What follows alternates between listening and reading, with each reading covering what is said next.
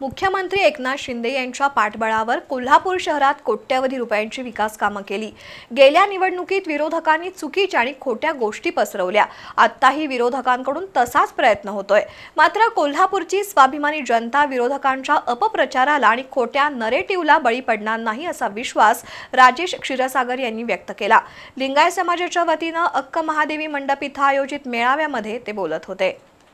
मुख्यमंत्री एकनाथ शिंदे यांनी कोल्हापूर उत्तर विधानसभा मतदारसंघातून राजेश क्षीरसागर यांनाच उमेदवारी दिली।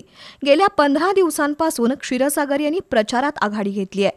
वीरशैव लिंगायत समाजाच्या वतीने मंगळवारी सायंकाळी अक्क महादेवी मंडप इथं राजेश क्षीरसागर यांच्या समर्थनार्थ विशेष मेळाव्याचं आयोजन केलं होतं। या मेळाव्याला तेली, गवळी, वाणी, कोष्टी, जंगम, साळी, माळी, कोळी यांच्यासह वीरशैव लिंगायत समाजातील विविध पोट जातीतील नागरिक उपस्थित होते। राजेश क्षीरसागर यांच्या हस्ते छत्रपती शिवराय, छत्रपती शाहू महाराज आणि महात्मा बसवेश्वर यांच्या प्रतिमांचं पूजन झालं। त्यानंतर राजेश क्षीरसागर आणि माजी महापौर नंदकुमार वळंजू, माजी नगरसेवक नंदकुमार मोरे, रेखा आवळे यांचा सत्कार करण्यात आला। समाजाचे अध्यक्ष सुनील गाताडे यांनी वीरशैव लिंगायत समाजाच्या उपक्रमांबाबत माहिती दिली। तसंच राजेश क्षीरसागर यांनी कोट्यवधी रुपयांची विकास कामं केली।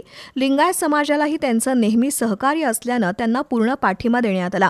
तर माजी नगरसेवक नंदकुमार मोरे यांनी राजेश क्षीरसागर नेहमीच शब्दाला जागतात असं सांगून क्षीरसागर यांना निवडून आणण्याची आमची जबाबदारी आहे असं नमूद केलं।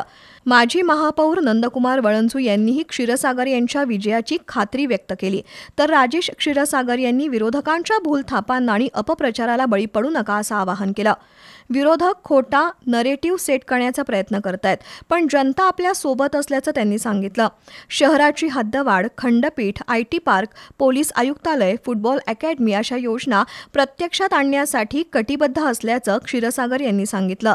यावेळी सुहास भेंडे, नानासाहेब नष्टे, राजू वाली, राजेश पाटील चंदूरकर, चंद्रकांत स्वामी, सुजाता विभूते यांच्यासह मान्यवर उपस्थित होते।